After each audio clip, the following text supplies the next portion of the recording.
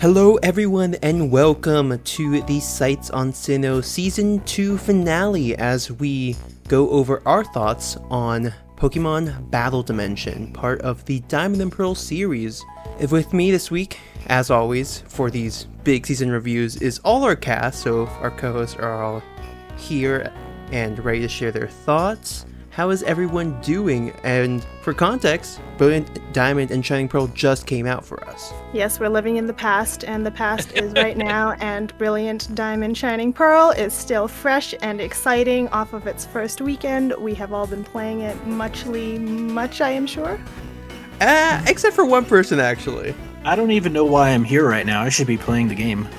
I'm not even to Veilstone yet. I feel like this whole season review is spoilers for me. Oh, okay. Oh, We'll get to that. But yeah, Manny, what have you been up to since I think everyone else has spoken for? So, I pre-ordered the game for my little sister because this is her first game as a trainer. Ooh.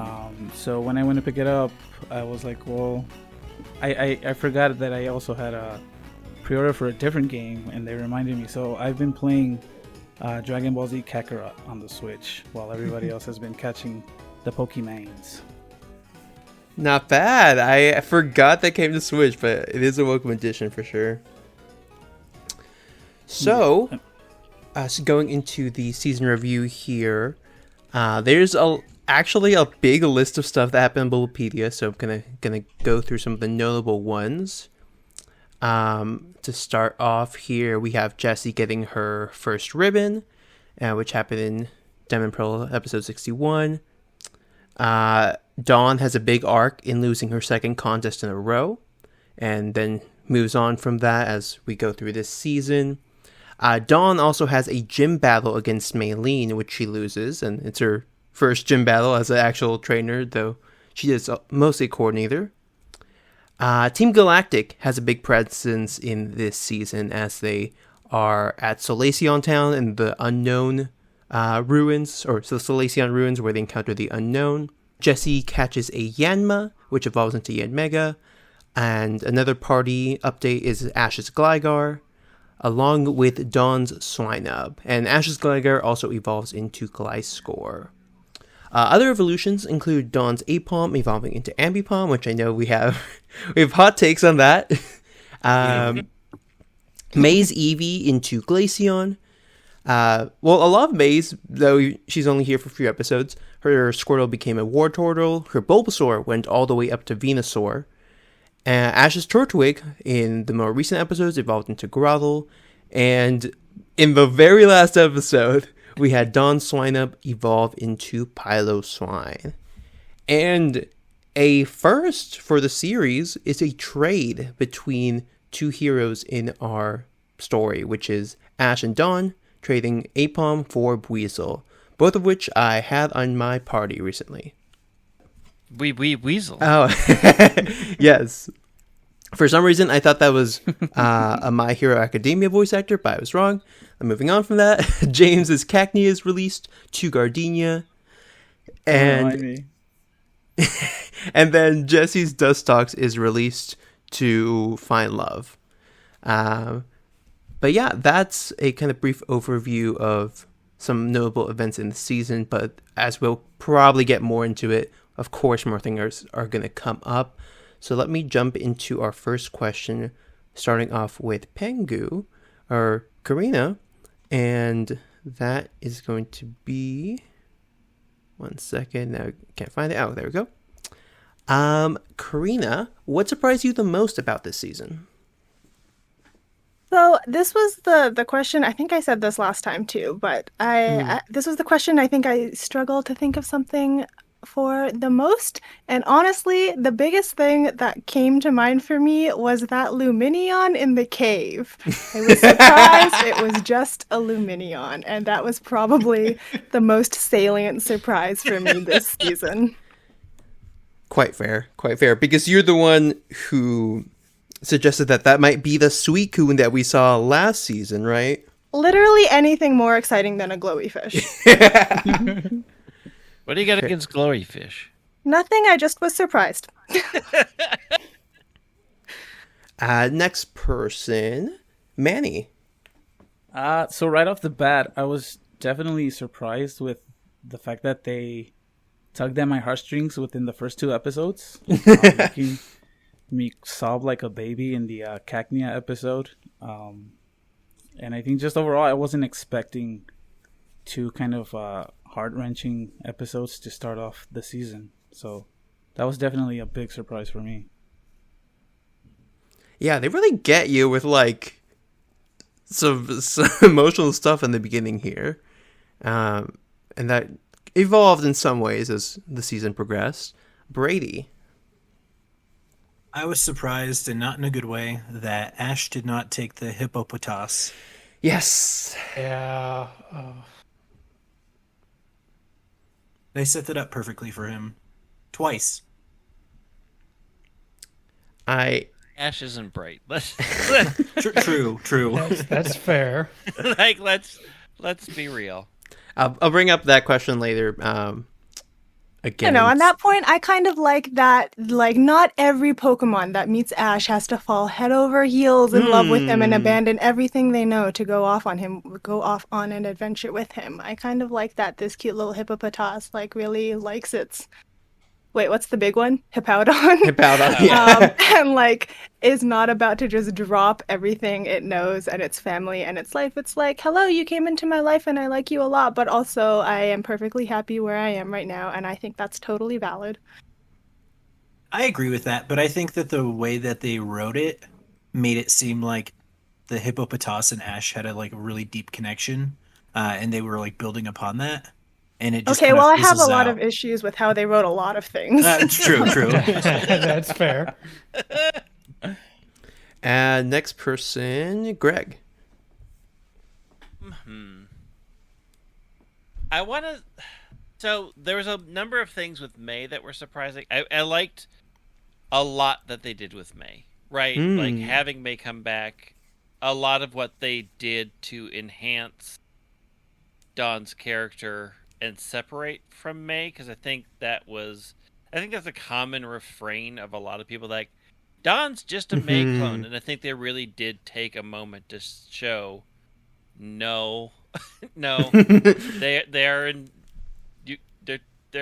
2 women who are different. They're not the same character. Yeah. No, I agree there, because I went in the very first episode I recorded. I was going into this series thinking that Dawn was a May clone, because that's what I remembered as a kid, having seen just bits and pieces of the series. Right, and I'm very interested in what people know about May's behind the scenes stuff, where she's the same voice actor as Ash for the majority of the Advanced Generation series, and how maybe that affected that view either subconsciously or consciously. JM, what's your response? Yeah, there are 2 points near the end of the series that surprised me. One was how impressively annoying they made Barry. I went in... Which is the game. I went in expecting terrible Barry. I was very impressed how terrible they made him. Oh my god, wait, I just made that connection. Is that the annoying Barry in the game? Yes. Is that who Barry... It's your rival. Right at the end of the season. Very This faithful. makes more sense. And the analogy I've been making since I was on one of the episodes about Barry was that he is the 8-year-old who spams A and overlevels his starter, which we've also seen in the games. And then the other point that surprised me was that final evolution of Swinub, because we hadn't really seen Swinub at all since it was caught. And it just came out of nowhere. It had no screen time between being caught and evolving. I'm not going to rehash my feelings about that episode. Fair enough. They were bad.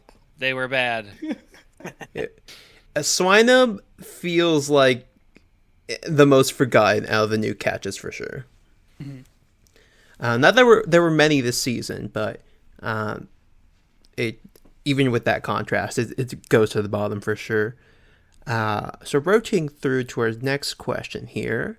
Manny, what was your biggest critique of this season? Biggest critique? I think I just have to say there were lots of episodes that I feel like weren't needed in this season. Some that like felt even worse than filler, that were just like kind of making you question why you're even watching this episode at all. So yeah, for me that was definitely probably one of the biggest critiques that I have. That was like such a nice, mild-mannered way to put what I was going to say. Of course. I think we all have that one then. I gotta be the nice one before everybody else like comes in and tears it down. Yeah, Manny's softening the blow for Brady. I think we also skipped Karina going first, but We'll rotate back. We're okay. doing That's a fair. thing. Yeah. So my biggest critique of the season, I don't know if it was just the episodes that you put me on or if it was just this whole season in general. I just felt like I didn't see that many different Pokemon. Yeah, we saw them in the wild, but I'm saying from like Ash's team, and I guess Brock doesn't really do much except harass women. But I just feel like we didn't really get to see a lot of Ash's Pokemon, at least on the episodes that I was on. Yeah,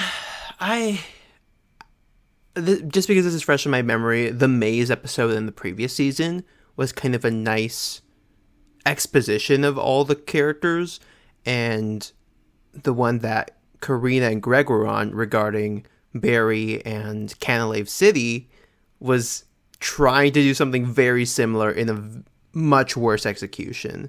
So I think at some point they did try, but it was not nearly done as well as the first one. Boy, this season ended bad. It had such promise at the start, and it wasted it halfway through. It starts to fizzle, and then it just fizzles to the end. And how it ends was so boring. And it really questions like why there was so much filler, and so much of the filler was bad. It's like, and this is how you end it? Why would I come back for another season? Because you want to see more Barry. Nobody wants to see more Barry. No one needs more Barry. JM, what do we need more of? Or what do we need less of? It's actually another what we need less of, and I want to say it's Heart Home City.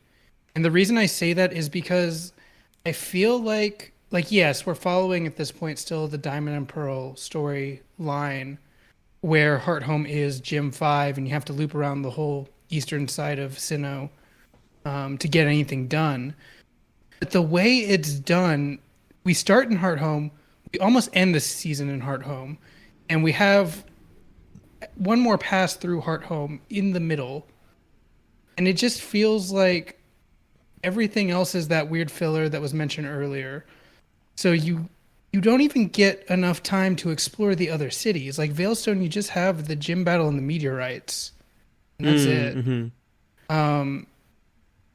Pastoria City, you just have the Crasher Wake arc and the one episode with the Grogunk in the marsh. Right. And I feel like there's so much more that they could have done in those cities to make them feel unique, but they were so reliant on Heart Home being like the centerpiece of this season. Right, it was a constant destination. And I know you mentioned your critique of Celestic Town's presentation, especially compared to the games. Yes. Karina. I mean, the most obvious thing for me was like the pacing and filler stuff that has already been said. So I think I will make my biggest critique, aside from that, which is actually my biggest critique, like the logic within and across episodes. I remember there were so many times I was watching an episode and I'm like, why do they all think this? Or like, why are they doing this? And then like it's resolved 5 seconds later, but then it's unresolved. And it's like, whatever the characters know about what's happening is like whatever is convenient in that particular moment in time, and that can change in like 5 minutes of real time or 5 minutes of episode time, or like halfway down the season. And I just found myself wishing there was more like consistency in like this universe that we are partaking in. Right, we've definitely seen them be smart, and at times they're just like, nope, they don't know that, or they're not going to think this through as much as they should, unfortunately. So third question, and again, we're kind of going down 1% at a time and restarting the cycle. Brady, what episode was your favorite? Yeah, so I picked up on that. You intentionally skipped Karina. I thought maybe you scrolled down a little too far and Manny's name is just at the top. So since we're starting with me, my favorite episode, man, there's so many bad ones to choose from. I would probably say I like the Riolu episode with Hunter J. I think that was like 2 episodes, but I'm going to pair them together because it felt like one. But I thought that one was pretty fun. I thought it was good to see like the connection of Ash and the Riolu, and I noticed, spoilers for the Journeys anime, I noticed that Ash had a very similar feeling with that egg Riolu in Journeys that he did with this Riolu. So I thought that was pretty interesting, being the aura Pokemon. Right. And then, to maybe Greg's chagrin, that connection to the movies that you may not have watched. But I think just overall that Hunter J brings something to these episodes that's better than like Team Rocket when it comes to like a risk or actual danger. I mean, Hunter J is actually a threat. Yeah. Right? And Exactly. Team Rocket isn't. And so I like that aspect. I think it's good to add a little bit of that. I'm just glad Hunter J is not in every episode. That would be bad. Mm-hmm. Yes, I think they used her only like once or twice a season at most. This season, I think, was just that Riolu episode, but it was a 2-parter. Thinking about all of them, I come back to, and I think often of Battling the Generation Gap, which had the really good Dawn battle with her mom's old rival and Jesse getting drunk backstage. But I think that really showed what they could do with a battle that they just ignore a bunch of the other times. Mm-hmm. Yeah, you definitely changed my mind on that one, because from a choreography point of view, I was not very thrilled by this, but when you kind of looked at the nuances and a lot of the subtlety of that whole battle, I really got a better appreciation of it and what it means for Dawn's character as a whole. So that's one of my top ones for sure, though. I'll get to mine in a bit. JM. So I'm going to do what Brady did and choose a pair of episodes that really only work when they're together. Sure. And that would be the Team Galactic episodes in Celestic Town. Yes, losing its lustrous and a double team turnover. Yes. I think we've had this galactic thread brewing quite a while now, not as long as the game draws it out, starting in Valley Windworks. But we have had that, be more central in this season than we did last season, where it was just the Eterna episodes. To see that payoff, and to see finally we get to see Cyrus, the like big bad of the whole series, and to see how crafty and cunning he is. One of my favorite characters, and the way they introduce him, if you're familiar with the games, it's jarring, and it works because it's not what you expect if you know Diamond, Pearl, and Platinum, the games. You don't expect that level of charisma and that craftiness that he exhibits in the episode. Yes. Out of curiosity, did anyone else get a chance to watch those 2 episodes? They'd be the ones right after Dawn's contest in Celestic Town. Is it the one where Krogan got to fight? Yes. Yes. Yeah. And Yeah. flies through the ceiling. Yeah. Oh yeah. He's fenestrated, I think is the word. Yeah. Yeah, it was a very good pair of. Yeah, I highly recommend like watching those to get a very grounded feeling of what Team Galactic means, and Cynthia. And Cynthia, yes, Cynthia is kind of the star of that pair for sure. Who is next? Oh, Karina. Yeah, so I will preface this with saying that, like, when I watch movies or TV or play games or read books, I, like, enjoy it very much for a day, and then I completely forget everything that happened. So I was, like, trying to think back, and I was like, what? I think that combined with the amount of filler that happened this season, I was like, what were the episodes again? And I was, like, scrolling back through some of my notes, and this could, like, I'm pretty sure I didn't like this episode when I talked about it, but I honestly don't remember. But looking back in hindsight, I like the Maid Cafe episode. I feel like there was just, like, a lot of delightful things that happened. I'm pretty sure when we talked about it, I had many complaints. But now that, like, the details have washed out in hindsight, I feel like that one sticks out the most for me. Yeah, I was surprised about that episode actually, because of course it's the one that has the iconic image of Ash in the maid outfit, but the story itself is kind of underrated because it's dealing with Dawn's trauma just like depression actually, and then Brock actually being useful and trying to teach people how to raise their Pokemon, which is kind of cool.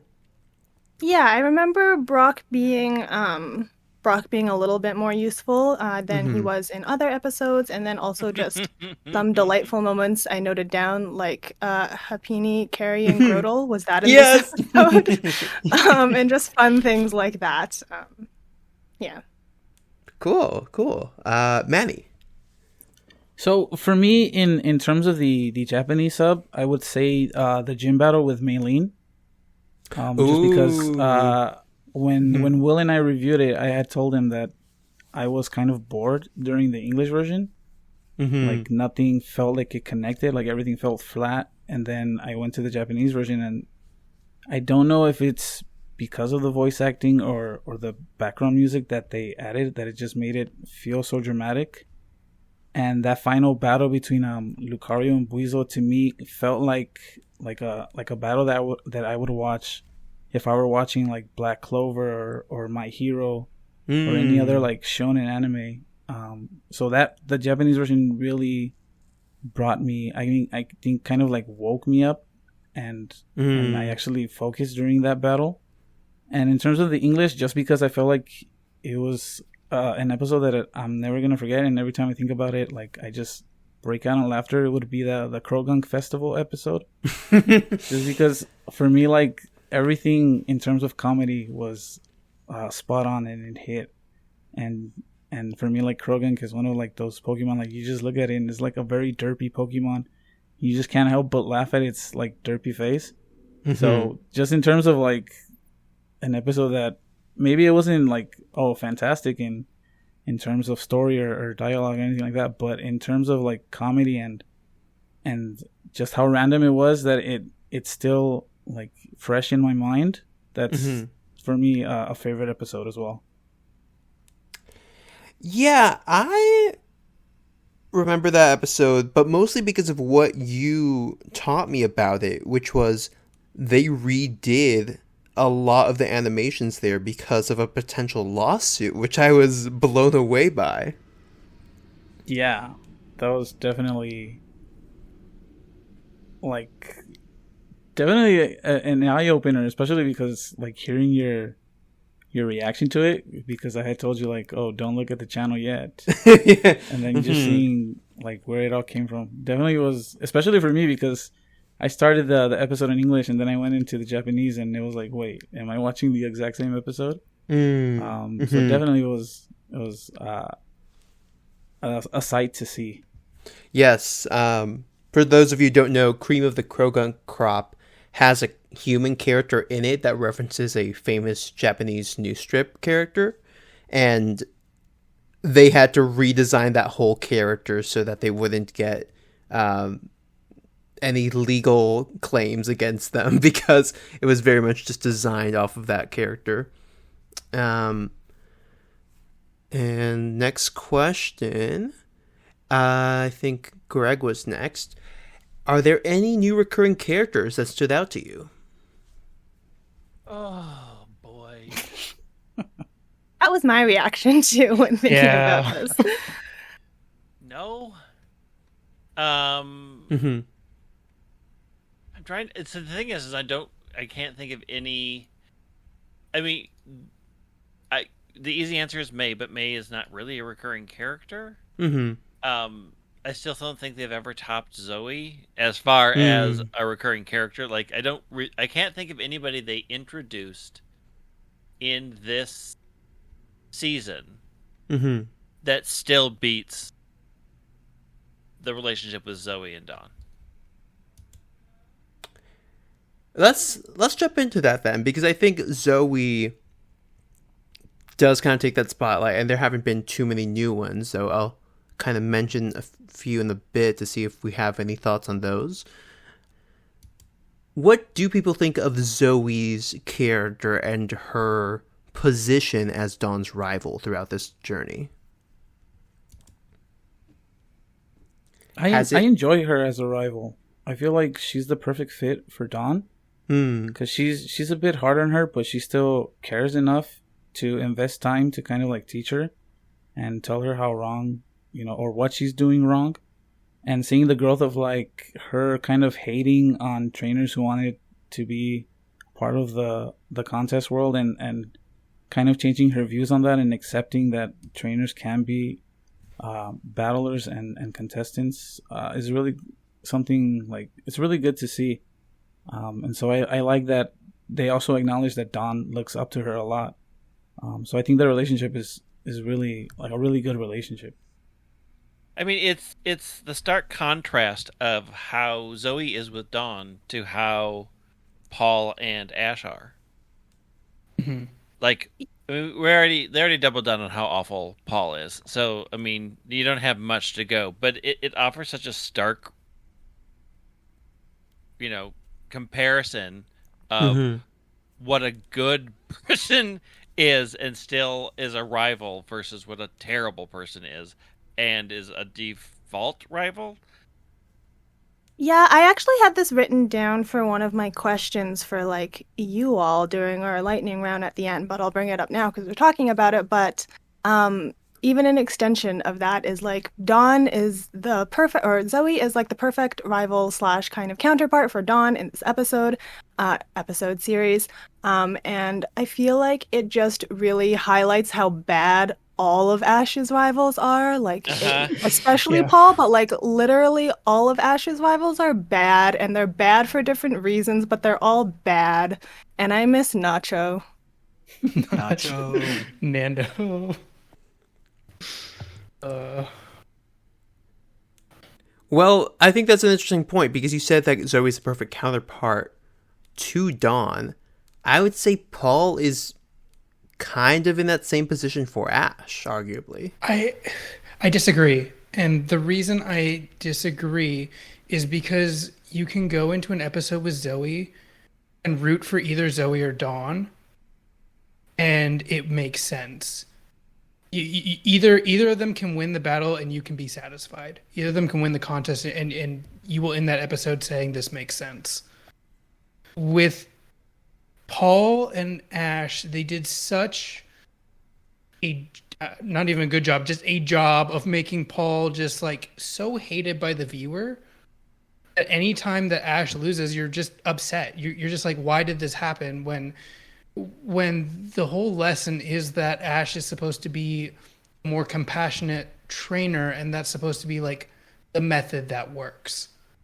And yet he still can't beat Paul.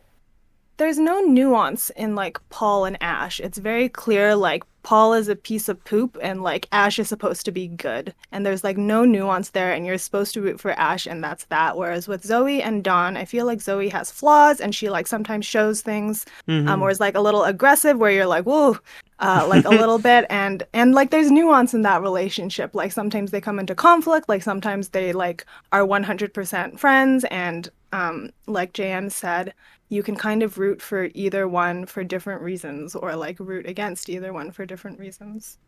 I mean, you still want Dawn to win, but you don't feel slightly violated when Zoe wins.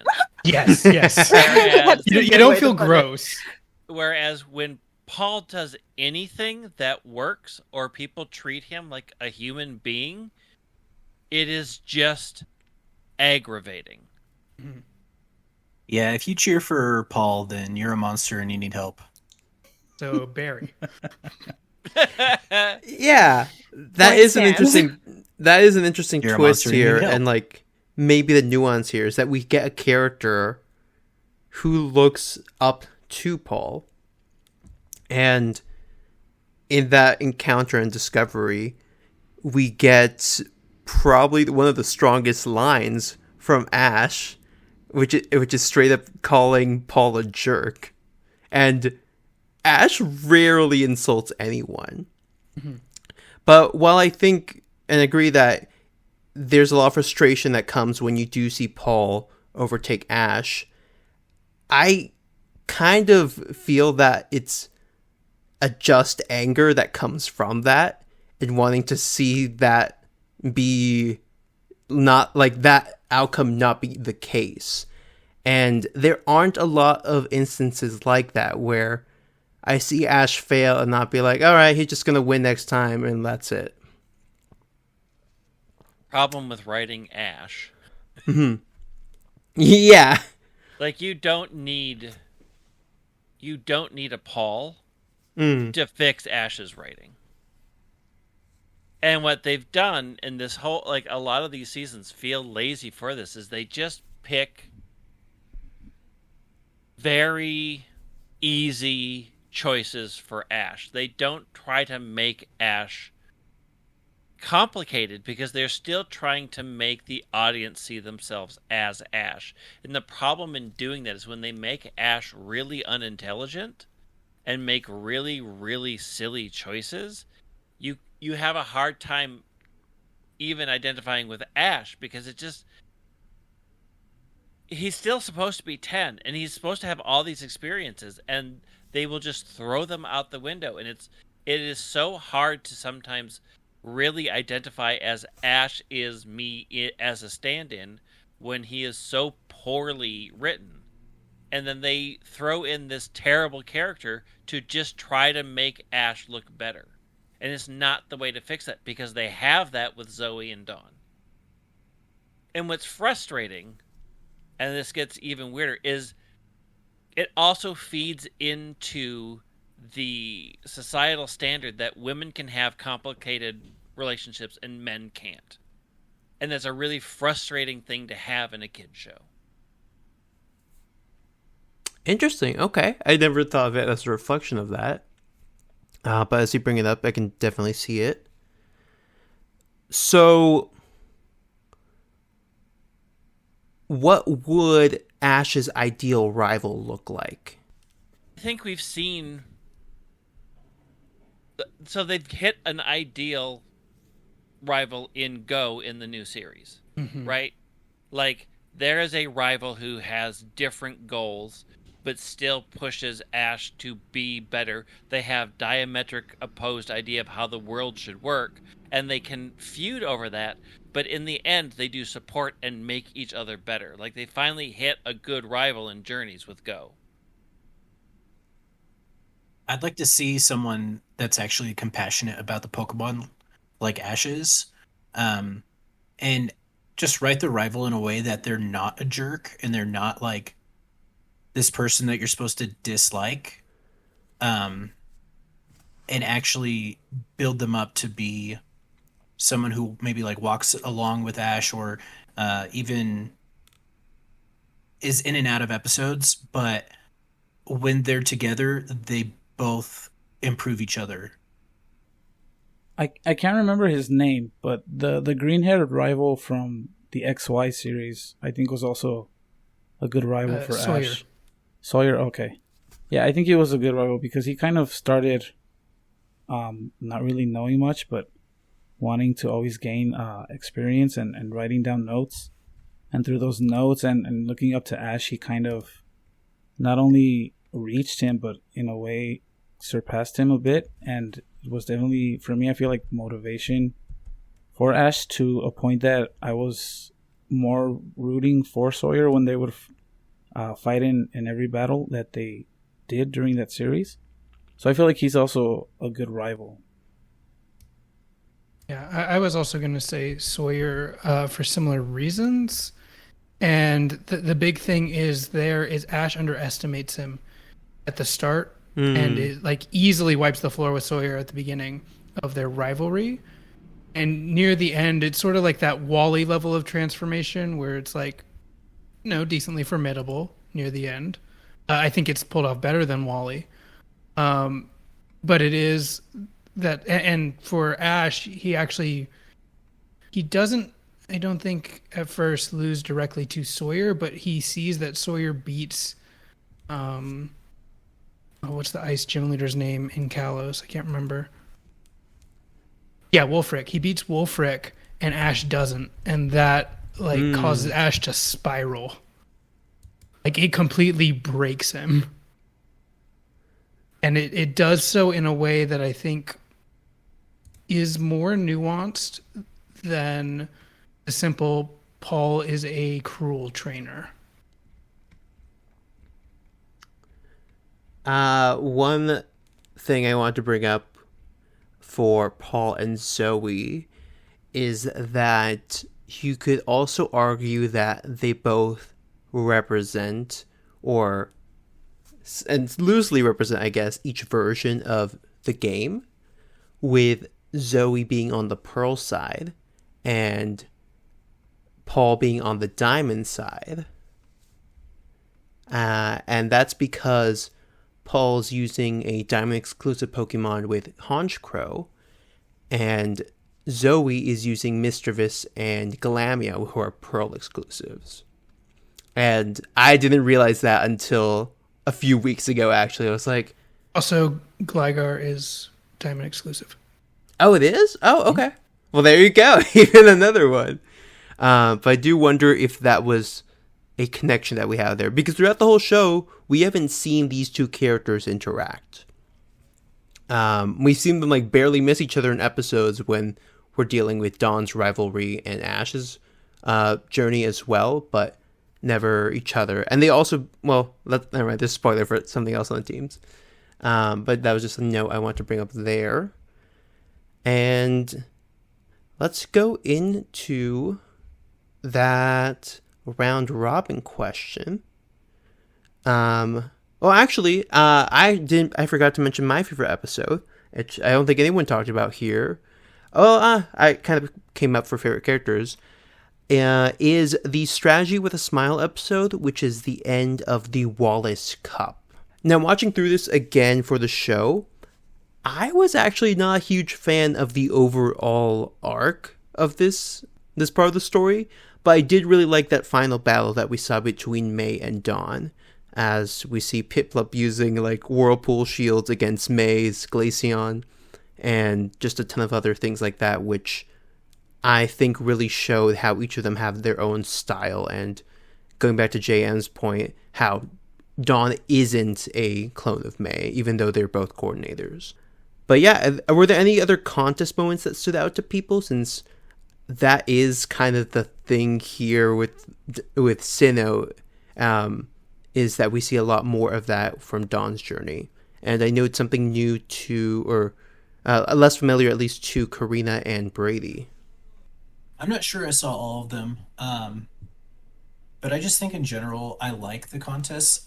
I like the idea of how they present contests being different than gym battles, and I like the way that they do their moves in unique ways that I wouldn't have thought of. Mm-hmm. to show off their abilities. Right, you mentioned at one point that Apom was not a Pokemon that you were expecting to like. Yes, I was kind of just like whatever on Apom, but I really started to like Apom based off of his personality, especially with when he was with Ash and wanted to do the contest. I thought that was like a really fun spin to it. Ambipom, I'm not on board yet. Yeah, I know Greg is not a huge fan of the design either. Mm-mm. It's gross. Karina, what are your thoughts on the Ambipom? I'm still sold on Apom. I don't love that line. Okay. I'm a huge fan, actually. I think mostly from the Ambipom? show. Mm-hmm. Oh, all right, the recording session's over. No, Yeah, bye-bye. We gotta go. We're all out. I meant of Apom specifically, but I do feel like if Ambipom's design were simpler and closer to Apom, I would like it more and be less hesitant when evolving it. But yeah, I think we've talked about it with some people here, but not everyone. What did you guys think about the trade between Ash and Dawn for Apom and Weasel? Don't like it. I talked about this. I believe I was on this episode, but I talked about it on the episode about how I really liked how Apom snuck onto the boat because he just had to be with Ash, and he was like obsessed with Ash and wanted to have fun with Ash.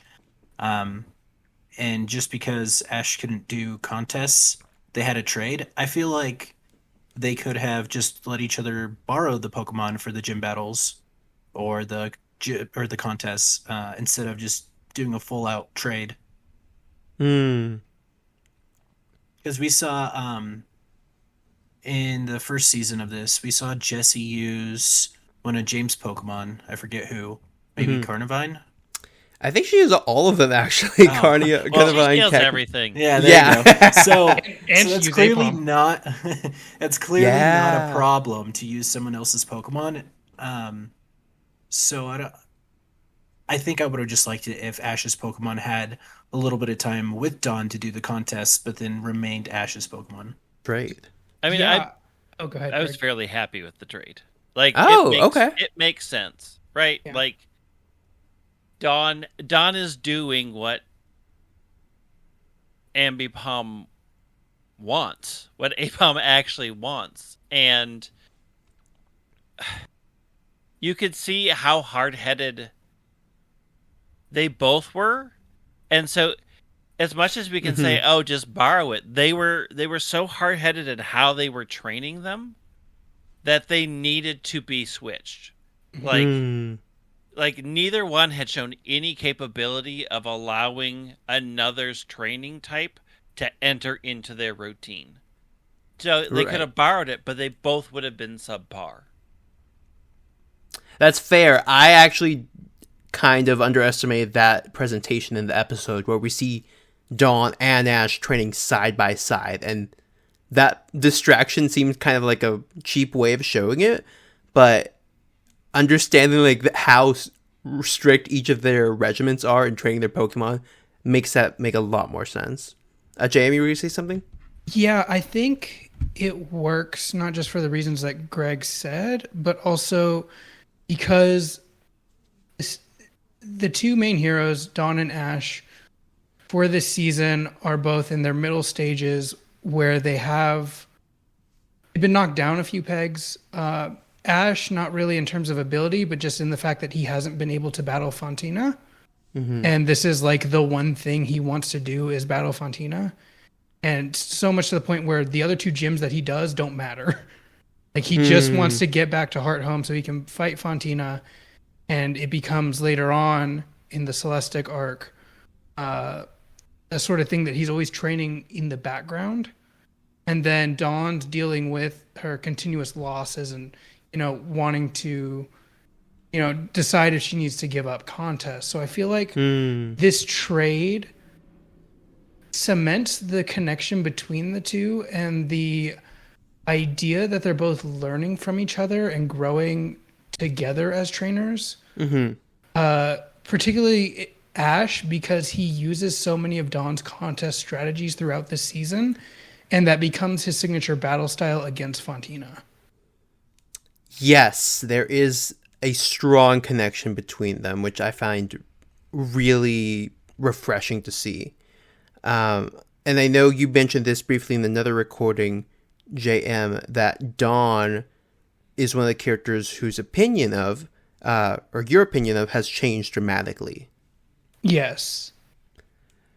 Were there specific moments of this season that did that? And I think we can open that up also to everyone else, because Dawn probably has the most present arc here, going from 2 losses to the Wallace Cup. Yeah, I think the one episode that sticks out is actually before the Wallace Cup, and that's crossing the battle line, and that whole Veilstone section.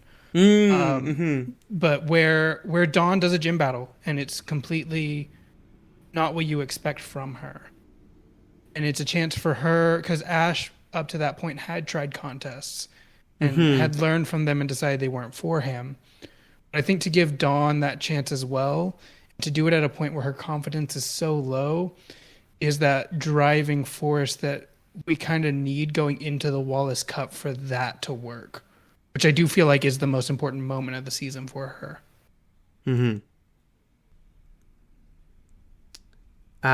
Greg, you mentioned your favorite episode with battling the generation gap. Yep. Would you say that's kind of the end of that arc for Dawn? I think it's near the end. Okay. I think that's the first time that we sort of really see her gaining self-confidence. Because she still doesn't show it in a lot of other areas, like the whole Swinub episode, where she's just overwhelmed for no good reason. Yeah. But I think that's the first time it really solidifies that she is listening, learning, and changing. Yeah, definitely. Well, let's jump into our round robin part of the episode, starting with Karina. Do you want to go ahead and pick someone to question for a specific thing? Yeah. Am I supposed to direct it to a person? Or can I yes, ask everybody? Depends on what the question is, I guess. Let's start with one person, and then if it's a short answer one, we can expand that to everyone. Oh gosh. Okay. I think I'm going to ask JM, because I feel like you remember things. Here we go. What do you think has been Team Rocket's best invention so far? Ooh. Oh goodness. Oh man, there's so many bad ones. In this season, I'm trying to think of one that really sticks out to me.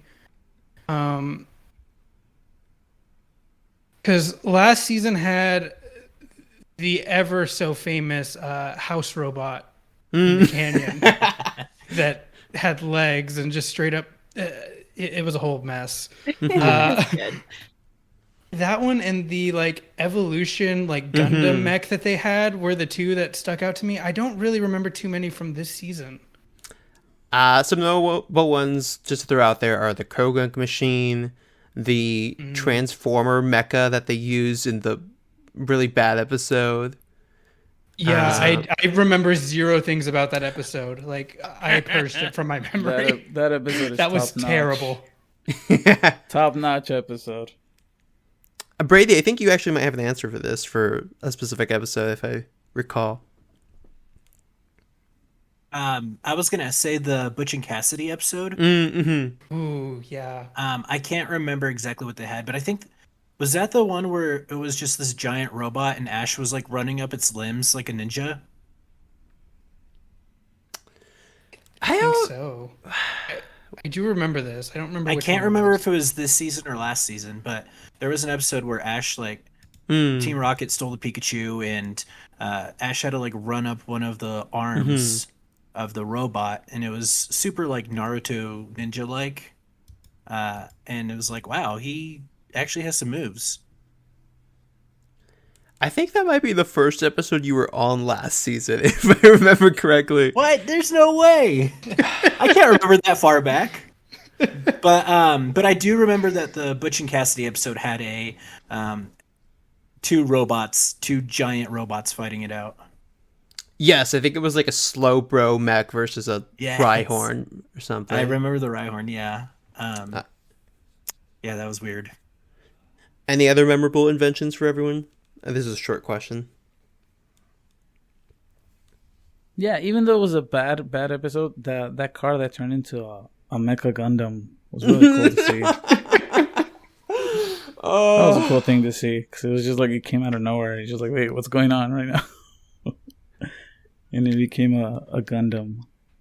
Yeah, it sure did. And then there was the big life score too. I think that was a cool oh yeah, contraption. Right, they do a lot of big Pokemon, which is kind of fun. Manny, do you want to ask your question? Yeah, so this is probably like a general question for everybody. So now that we're heading into season 3, what is, I guess, a nitpick or one flaw that from season 2 that you would want to see changed in the next season? Yeah, that's a great answer. Barry. Cut the season in half. Get rid of the fluff. Yeah, That's actually a real answer. I like it. I'm inclined to agree there, just knowing what's left of the Sinnoh region. I mean, there's 2 more seasons. How? We have 3 more gyms in 3 cities, and we're in one of them already. Yeah, it's rough. Okay, I also prepared an answer to the question, like, what has surprised you most about, like, the past 2 seasons, like, in Sinnoh? And my answer to that was how slowly they progress through this region. Yeah. Which is interesting, because at the end of this season, instead of walking over from Hearthome to Canalave, they're just like, blimp. yeah, they're like, all right, let's go. We're just going to use fly here. They just fly over Mount Coronet, over Jubilife, to Canalave, which is now a chain of islands. That makes sense. I didn't like that. I mean, it's technically a chain of islands in the game. If you're counting full moon and new moon, right? Yeah. Oh, and Iron. Yeah. I mean, it is a chain of islands over there. And the only city on it is Canalave. True, but you do have to get to each of them through boat, versus here it's like, there's these massive bridges, apparently. As much as, like, defend a lot of the show, I feel like there is definitely a lot in this season that we just didn't need, or we could use half of. Like, in an episode that we did with Greg about them facing the Psyduck, which is like a 1-minute part of the game, they make that a full episode, and it's a full episode that isn't logically consistent. Right. Like, you could, the last 10% was what should have happened at the very beginning.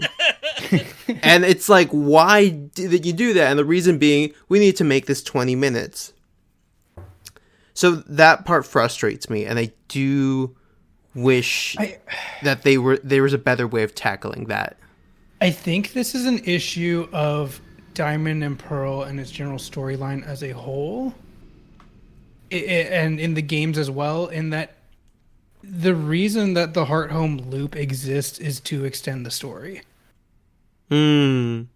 Like, in the games, the only reason you can't fight Fantina at the start in Diamond and Pearl is because they want you to go through that loop. They want you to visit all these other towns. They want you to go to Celestic.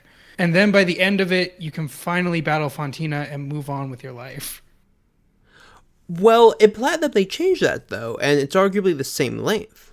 Right, because they saw the issues that Diamond and Pearl had, and they're like, let's fix this. Yeah, but what I'm saying is that if it was to extend the length of the game, isn't it the same result even if they just change the order of the gyms like they did in Platinum? Because you're still traveling the same distance. I've never played at Platinum, but I'm guessing Yeah. like less backtracking. Yeah, I think too is they want you to get that full loop experience. And that like it's weird, and I can't explain why Diamond and Pearl are designed in the way they are. Nobody can. It does feel like a lot of that attempt was to fill space that doesn't exist in the Sinnoh region, and the anime just had to do that even more. Fair. Greg, since I know you might have to leave soon, do you want to ask your question? Really have a good question. I'm curious, given that they tried to do more with Team Rocket this season, how did people feel about sort of Team Rocket's character development? Cut them, please. I liked Team Rocket this season. Cut Same. them, please. I feel like they had some real nice, like, sweet moments, and Yeah. I was here for it. Yeah, I kind of want them Okay. to stay because last time Greg and JM, oh no, not Greg, sorry Greg, Will and JM were having a 10-minute argument about Jesse, and I was enjoying it, just sitting back eating. Oh my God! Don't popcorn. get me started again. Don't get me started again. Look, I love Team Rocket in the later seasons from Kalos onward. I think they're fantastic. I love that. Like in Alola, they're some of the highlights of Alola. But here, it just feels so forced. It feels so shoehorned in, and you can go an entire episode, and then the last 5 minutes, Team Rocket swoops in and completely like changes everything. And it just doesn't feel necessary. That I don't like, but I'm just thinking, like, I feel like there were more moments in this season where I, like, felt things because of Team Rocket with, like, Dustox and, like, Cacnea. I can't remember if that was this season or last season, but lots of, and, like, Meowth having a nice down-to-earth chat with whoever was having an existential crisis at that time. Like, I feel like all of these moments, like, I had more of these moments with Team Rocket than I did with any of our, like, protagonists this My season. biggest issue is they would give Team Rocket nice moments and then immediately undo them. Meowth having a great conversation with Chimchar about like, hey, they're your super friends and they'll always have your back, to 2 minutes later, we're gonna kidnap all of your friends. Like, they don't keep them consistent, and it's so frustrating. Like, decide what you want from these or cut them completely. Right. Yeah. No, I love their moments, and I think they're great characters. I don't like that they're used more as plot devices than characters. Right. Like when they're actually characters, it's really nice. But then it's undercut by the fact that they're then used as the plot device or the villain or antagonizing them for the story or the episode. But One quick thing. Did we get the infamous clip yet from this series where the heroes are just so tired of Team Rocket that they just quickly thunderbolt and walk away? I don't think so. I don't remember if we hit that point yet, but it's like one of those clips that just always circulates where Ash is just so bored of Team Rocket. He's like, Pikachu, we don't have time for this thunderbolt, and then Yeah, that's later. That's it. later. Yeah, it's later. Though I will say, because we see these human moments with them, I feel like in other seasons moving forward, Team Rocket just seems kind of boring to me. Like, they make them very distant and cold to their Pokemon in the following series with Unova, and I just found that kind of disappointing as a immediate follow-up to this.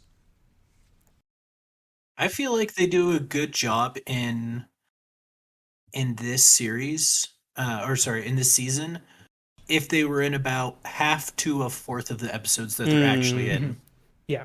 Then I think that would be like the perfect amount for them. But just throwing them into every or almost every episode is way too much. It's also like the human moments are overwhelmed by their shticky moments.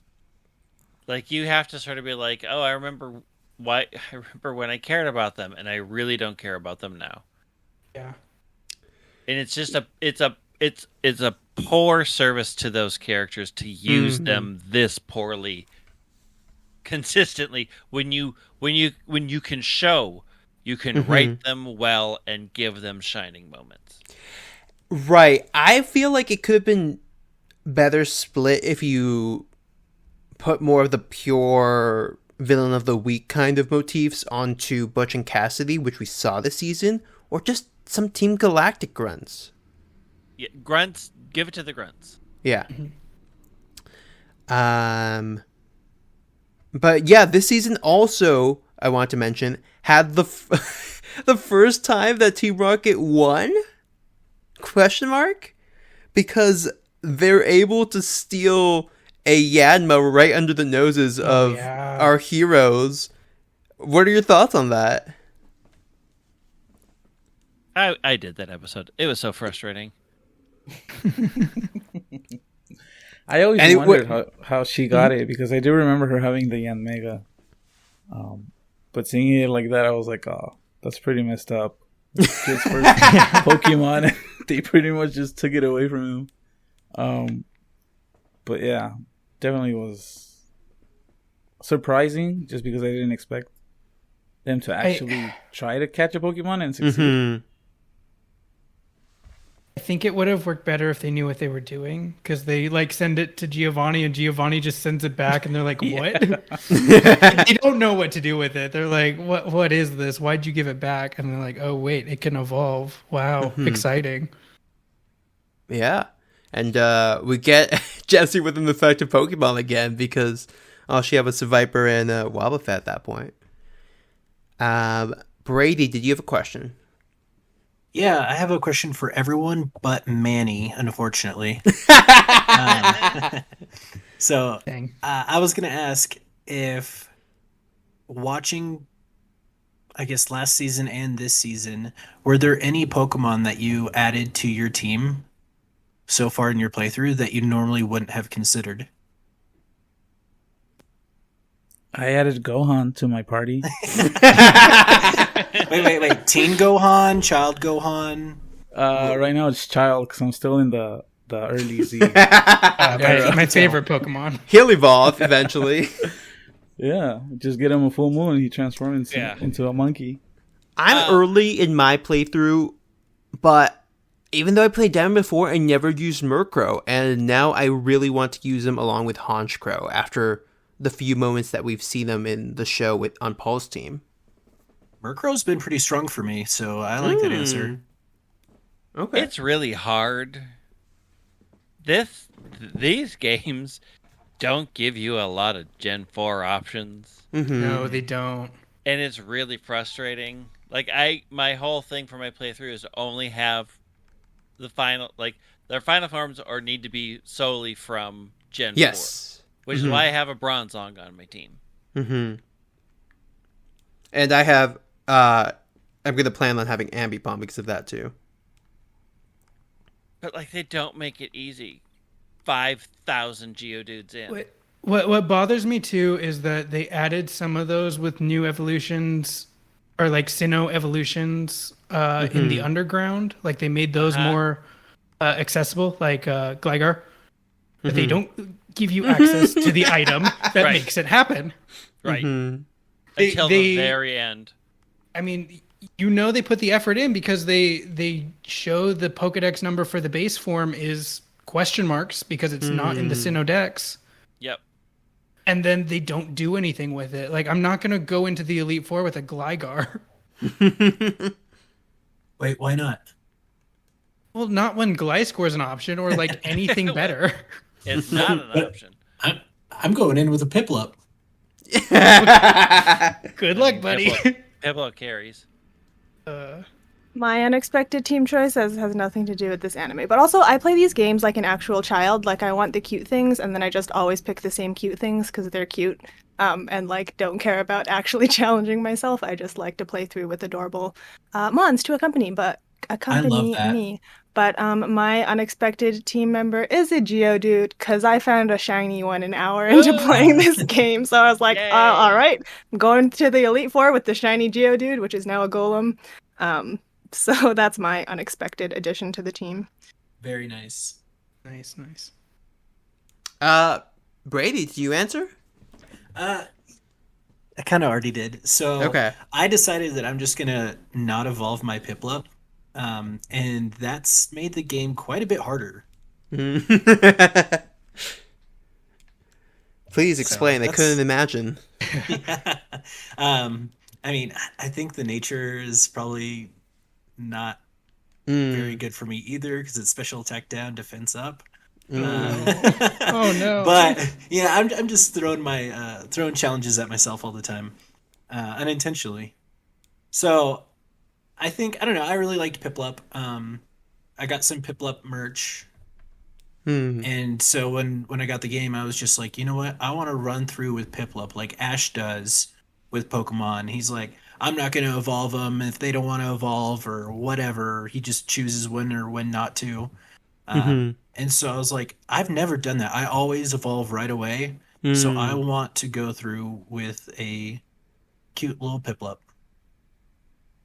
Respect. I think you might have the Karina seal of approval. Approve. Although I have an Empoleon, so... Get wrecked. NJM. What's your For- question? Oh yeah, my question.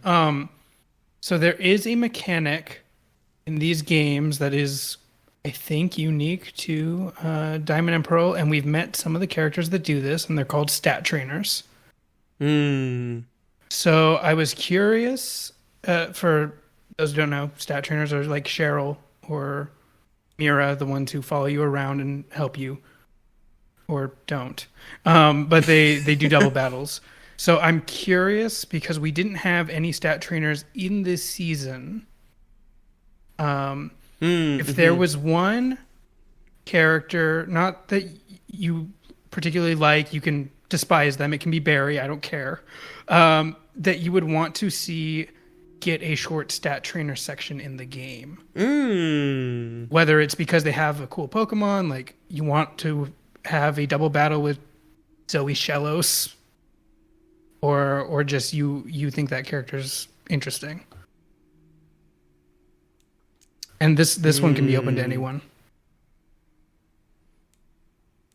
I'm gonna say Alan and his Probopass. I knew it! Just because he is voiced by the legendary Sean Schimmel, who is Goku. So, just for that, like, nostalgic feeling that I had watching that episode, and just because as a character, I kind of liked him. He was very energetic, and his presence kind of rubbed off on Ash and motivated him. So, while they were battling, they also had like a screaming battle to see who could scream louder. So I'd like to see him added. Why not Nacho?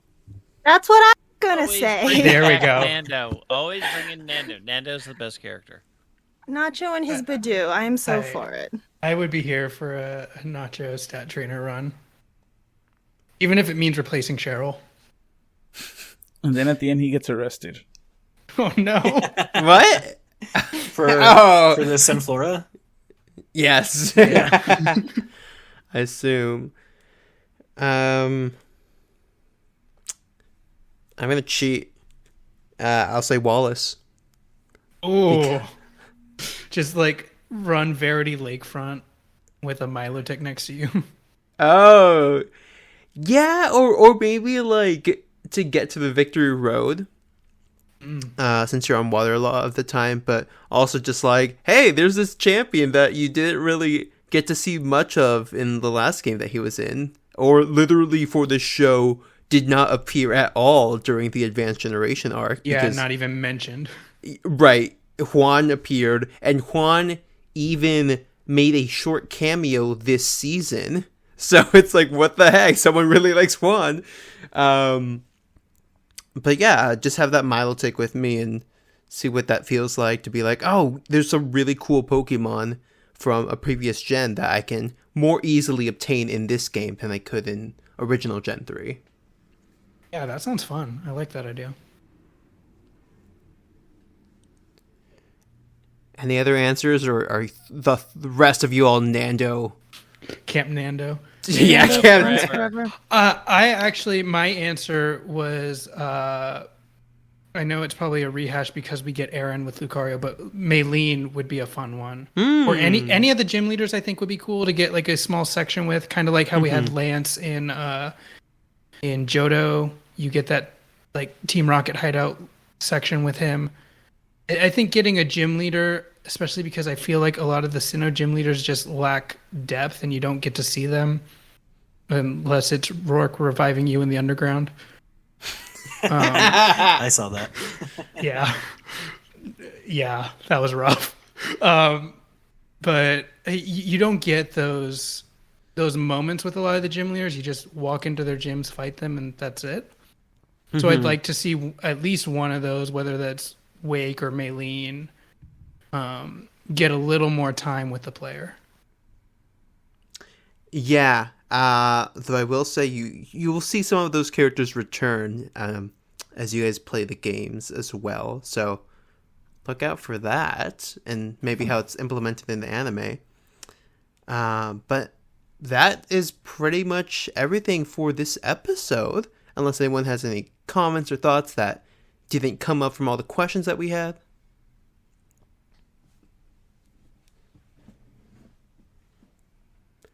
Okay, well, sounds like everyone's eager to keep going with Brilliant Diamond and Shining Pearl. So thank you, all of you, for being here as we kind of jump into this season. Though, one last question. Which season do you like more? Diamond and Pearl or Diamond and Pearl Battle Dimension? Diamond and Pearl. Diamond and Pearl. Diamond and Pearl. Yeah.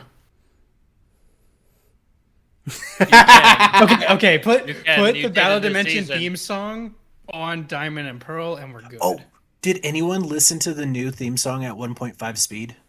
Yes, It's good, I right? did actually. It's good. Why? Because I was watching it on Amazon Prime at 1.5 speed, and it went to and I like went to hit the skip intro button, and I was like, "Ooh, hold on a second, I do want to listen to this." Incredible.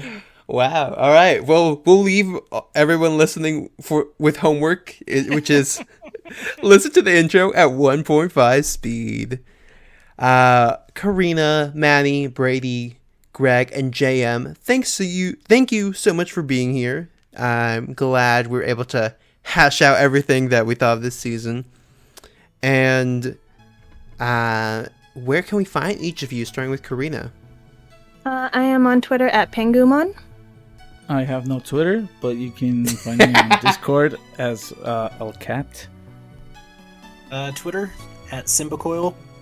Currently on a Twitch hiatus, so you won't find my channel on. Twitter's the best at White Wing. Also on Twitter, TurtleGuy512, and in way too many Twitch chats. And you can find me at Will Be Teasing on Twitter, where I tweet mostly just about the show, Sinnoh-related stuff. And we also have an Instagram page if you want to go check out previews of the thumbnails for upcoming episodes. And that's pretty much it for us. I've been Will. I'm Karina. Mi nombre es Manny. This Brady. is so stressful. Brady. Greg. I'm Greg. And I'm JM. And I'm Will, and we will see you in Sinnoh. Have a good one. Bye. Nailed it. Incredible.